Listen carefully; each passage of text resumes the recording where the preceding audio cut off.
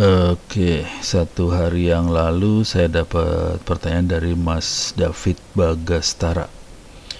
Pak, bahas power line adapter. Kira-kira kalau dalam bahasa orang Indonesia adalah internet lewat listrik, kabel listriknya PLN. Cuman sebelum terlalu jauh ke sana, Anda harus ngerti yang namanya modulasi, bagaimana WiFi bekerja segala macam. Karena prinsipnya nggak beda jauh sih sama WiFi dan teman-teman yang lain itu sih sebenarnya. Oke, saya masuk ke modulasi dulu ya. Jadi modulasi sebenarnya diterangkan di video saya tentang FM osilator atau FM synthesizer sekali. Ini ada AM, ada FM, ada AM. Jadi bagaimana kita memasukkan sinyal ke dalam frekuensi. Oke. Ini ada AM, ini biasanya MW, bentuknya kayak gini nih, yang ini suara nih. Suara kita, sementara yang ini adalah frekuensi radionya. Ya, ini frekuensi radionya. Kalau FM adalah frekuensinya dirubah, kalau AM jadi frekuensi modulation, adalah frekuensi yang kita rubah-rubah tergantung suara yang kita masukin. Kalau AM adalah amplitudenya yang kita rubah tergantung suara yang kita masukin. Oke. Kalau digital, nah kalau modulasinya digital jadi kayak gini dia. Kalau di 1010, kalau AM jadi tadinya ada kayak Morse jadinya. Tadinya ada sinyal, nggak ada sinyal, ada sinyal, nggak ada sinyal. Itu AM. Kalau frekuensi shift keying kayak gini dia. Frekuensinya rapat, frekuensi lebar, rapat, lebar, rapat, lebar. Kalau phase shift keying kayak gini dia. Oke, fasanya ini, terus fasanya seperti ini, fasanya kayak gimana gitu. Jadi dia ngerubah-rubah fasa 0 180 derajat, 0 180 derajat, 0 180 derajat. Jadi yang itu phase shift keying. Kebanyakan kayak WiFi dan sebagainya, kalau kita kecepatan rendah kita makanya yang ini sebenarnya, phase shift keying, bukan yang dua di atas. Kalau audio suara kita pakai yang di atas, tapi kalau data kita pakai yang ini, phase shift keying. Oke. Dan WiFi sampai yang WiFi yang B itu yang generasi yang lama banget, kita makanya 0 180 derajat ini sih sebenarnya. Cuman nah ini sekarang frekuensinya. Kalau AM misalnya FM ya, kita frekuensinya 88 sampai 108 MHz yang dipakai. Kalau WiFi yang dipakai adalah 2400 MHz atau 22,4 GHz. Cuman fasanya kita rubah-rubah. Beres ya? Mudah-mudahan ngerti modulasi seperti ini. Nah, sekarang kita balik lagi ke pertanyaan tadi. Bagaimana power line adapter? Bagaimana kita numpangin data di PLN? Sama persis seperti ini caranya. Caranya seperti ini sih. Cuman kalau ini kan frekuensi radio yang dipakai. Jadi 88 108, dia terbang pakai radio. Kayak yang ini WiFi gitu ya. Nah, sekarang kita cek frekuensi PLN power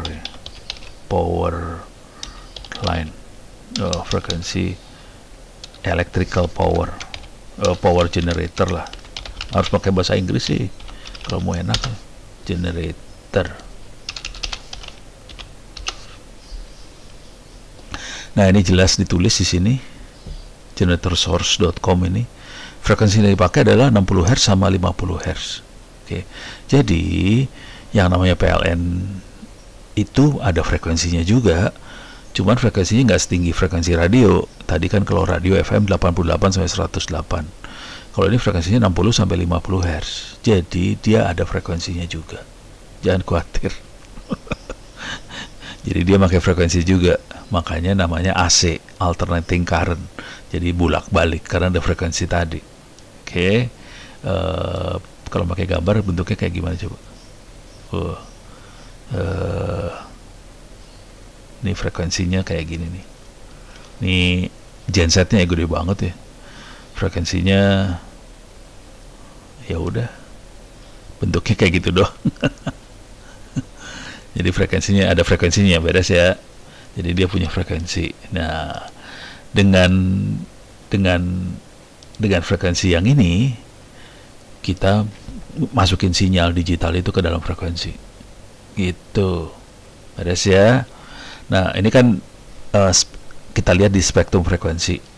Coba kita lihat spektrumnya, jangan frekuensi. Penggunaan spektrumnya ya. Waduh, jangan. FM apa ya?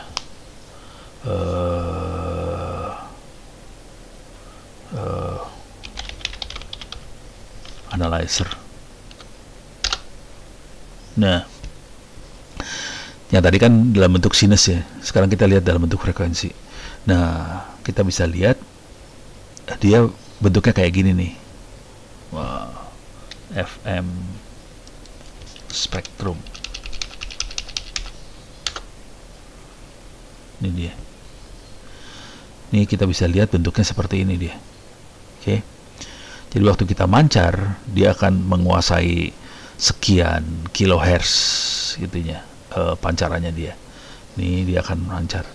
Ini FM. Coba kita lihat bentuknya AM. Ini bentuknya kayak gini dia AM. Nih, coba bentar balik lagi. FM. Dia lebar, bentuknya lebar. Oke. Lebar seperti ini. Ya, ada beberapa pik-pik kayak gini, tapi dia lebar. Ini lebar ya. Oke. Nah, kalau AM lebih khas ya, AM. Nah, kayak gini dia AM. Jadi mancarnya ada, tapi suaranya keluarnya di kiri kanan ini. Oke.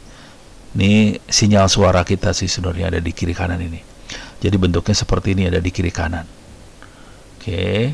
Jadi ada sinyal pembawanya sendiri, ada sinyal di kiri, sinyal di kanan. Itu AM, ciri khasnya kayak gitu AM. Oke. Nah, kalau di AM sendiri ini nggak ada informasinya, nggak ada suara di tengah sinyal yang gede ini, carrier, nggak ada suaranya apa. Ini bisa kita tekan sih carriernya, kita buang aja, bisa. Oke. Makanya ada yang single sideband apa segala macam, nggak penting lah. So kita PM spektrum. Ini mah bukan. Paling enak BPSK spektrum. Nah, ini kalau kita di BPSK adalah binary phase shift keying. Jadi fasanya kita rubah-rubah sesuai dengan data yang kita masukin. Spektrumnya kayak gini dia ntar. Nih spektrumnya dia. Ini spektrumnya dia. Beres ya. Nih. Ini semua berasumsi bahwa sinyal carriernya bagus loh, hati-hati. Jadi kalau kita lihat lagi AM FM, sinyal carriernya bagus, jadi sinusoid. Nah, kita berasumsi PLN-nya juga sinyalnya bagus, sinusoid. Data bisa lewat. Oke, data bisa lewat kalau sinyal PLN-nya bagus. Nah, sekarang balik lagi ke pertanyaan ini. Kita akan ngirim datanya lewat PLN. Konsekuensinya tadi kita paling gampang kita lihat AM ya, AM spektrum. Jadi kalau kita lihat di AM, kalau pakai AM misalnya, tapi PLN kemungkinan nggak pakai AM, dia pakai BPSK sih. Ini kenapa?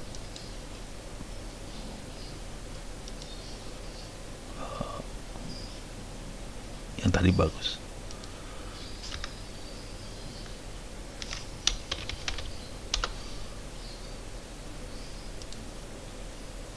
Yang ini yang bagus nih tadi. Nah, ini dia. Ya.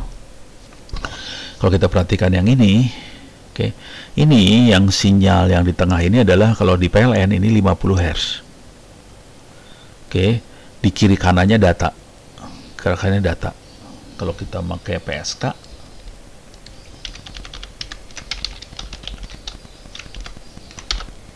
yalah. Nih, oke. Nah ini PSK mana? Ya udah nggak apa-apa lah. Jadi kita akan punya 50 Hz di sini, kemudian datanya ada di kiri kanan sini. Datanya ada di kiri kanan ini. Karena dia 50 Hz, kemungkinan yang di bawah 50 Hz hilang. Jadi kita tinggal sisain sebelah sini aja, yang dikirim lewat kabel PLN. Oke. Jadi itu power line tuh adanya sinyalnya di sini. Asumsinya sinyal PLN-nya bagus. Sinus bentuknya. Oke. Bentuknya sinus. Dia data akan dikirim. Kalau dia bentuknya sinus, datanya akan lewat, kecepatannya bisa tinggi di sini. Bisa 1 Mbps, 2 Mbps bisa dilewatin di sini. Oke. Kalau yang kita kirim suara juga bisa. Jujur saya dulu kerja prakteknya di PLN waktu S1, dan saya belajar yang seperti ini di PLN. Makanya saya ngerti. Jadi saya pernah kerja praktek di PLN, di Gandul tepatnya sih, di PLN Gandul, makanya saya bisa ngerti kayak gini. Nah, beres ya. Jadi bentuknya kayak gini. Kenyataan hidupnya tidak seindah itu sih. Jadi ini kan sinyalnya sinus seperti ini. Kita asumsi PLN sinyalnya sinus, kenyataannya sinyal PLN nggak sinus. Nih, bisa nggak kita cari ya?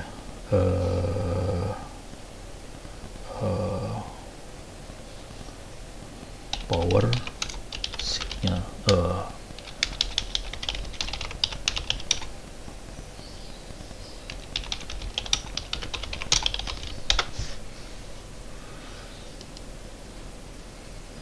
Nih, bentar. Ada yang ngasih lihat sinyal PLN.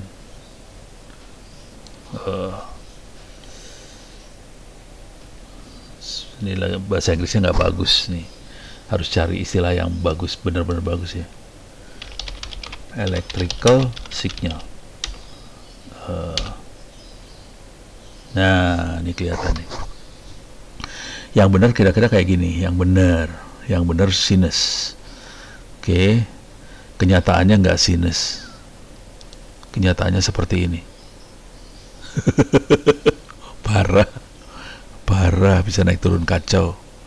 Oke.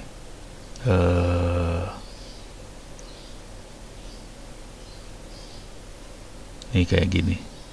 Bisa kacau kayak gini sinyalnya. PLN sinyalnya bisa hancur-hancuran gitu loh. Hati-hati aja. Jadi sinyalnya nggak sinus murni. Electrical signal. Ya udah, bentuknya gini, hancur. Akibatnya sinyal hancur, jadi sinyal pembawanya, carriernya hancur. Akibatnya datanya akan hancur. Gitu. Karena sinyal pembawanya enggak. Jadi kita bisa komunikasi data dengan baik kalau sinyal pembawanya stabil. Jadi itu yang diperjuangkan di WiFi, di radio segala macam. Mereka berusaha membuat sinyalnya stabil dan bagus sinus. Kalau dia nggak sinus, kacau sisanya. Gitu. Karena sinyal yang kita kirim jadi kacau semua. Nah, PLN karena ada misalnya ada lampu dinyalain lah, ada AC nyala mati kan, AC kan gitu ya. Kalau misalnya suhunya udah terpenuhi, dia mati. Kalau suhunya kurang, nyala, gitu kan ya. Terus juga sama dengan ini nih, lemari es. Kalau suhu di dalamnya udah bagus, mati. Kalau kurang, nyala lagi. Itu ngejebret, cekrek. Nah, ininya akan terjadi kayak gini, ada banyak gangguan di sinyal PLN-nya. Itu akan bikin gangguan di sinyal PLN-nya. Oke, dan gangguan itu akibatnya membuat data akan rusak. Nah, itu makanya kalau kita pakai power line adapter ini nggak bagus sih sebenarnya kalau mau jujur, dan dia nggak bisa lewatin trafo ya. Jadi sinyal data yang lewat di PLN tidak bisa lewat trafo juga. Gitu. Oke, mudah-mudahan bisa memberikan gambaran buat Mas David Bagastara tentang power line adapter. Sederhananya sih, kalau saya suruh milih, saya nggak akan pakai power line adapter. Saya udah pernah nyoba, hasilnya nggak bagus. Gitu.